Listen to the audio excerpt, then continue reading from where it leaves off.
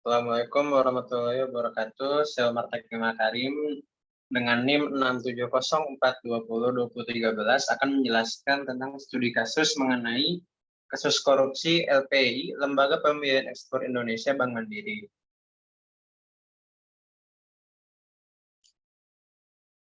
Sekarang saya akan menjelaskan apa sih manajemen sumber daya manusia itu. Definisinya yaitu adalah pengembangan sumber daya manusia berfungsi untuk melakukan perencanaan sumber daya manusia, penerapan, perekrutan, pelatihan, pengembangan karir karyawan atau pegawai, serta melakukan inisiatif terhadap pengembangan organisasional sebuah organisasi atau perusahaan. Lalu berbagai bentuk kesalahan MSDM yang sering terjadi.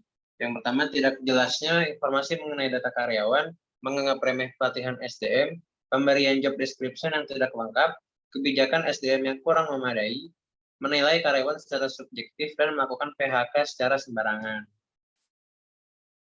Lalu kali ini kita akan membahas isu permasalahan.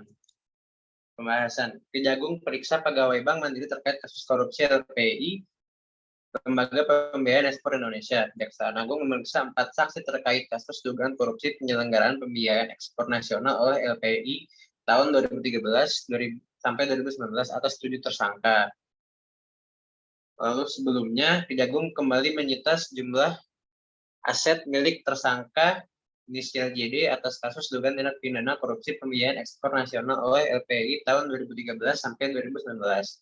Kasus korupsi LPI tersebut diduga menyebabkan kerugian keuangan negara hingga Rp 2,6 triliun. Aset yang disita Kejagung dari tersangka JD tersendiri berupa bangunan. Selain di Surabaya, penyidik juga sebelumnya telah menyita aset milik tersangka JD di Kedunganyar dan Desa Sumberame, Kecamatan Wringinanom, Kabupaten Gresik, Jawa Timur. Adapun aset milik tersangka JD yang disita berupa 20 bidang tanah dan bangunan yang diatasnya berdiri pabrik kertas PT Summit Paper dan PT Gunung Gilead dengan total 66.414 meter persegi di Kedung Anyar dan Desa Sumberame, Kecamatan Wringinanom, Kabupaten Gresik, Beber Ketut. Lalu solusi penyelesaiannya yaitu kebijakan MSDM yang harus memadai, perusahaan menanamkan rasa tanggung jawab pada karyawannya, lalu pemerintah melakukan tindakan-tindakan terhadap perusahaan yang melakukan pelanggaran seperti ini dengan memberi sanksi atau bahkan bisa saja mencabut izin perusahaan tersebut.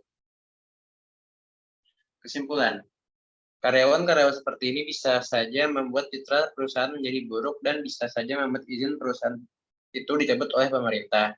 Maka dari itu, MSDM harus menanamkan rasa tanggung jawab pada karyawan, tidak terkecuali para eksekutif, dikarenakan jika karyawan atau eksekutif dari suatu perusahaan melakukan pelanggaran-pelanggaran lainnya, bisa saja merugikan perusahaan itu sendiri. Terima kasih.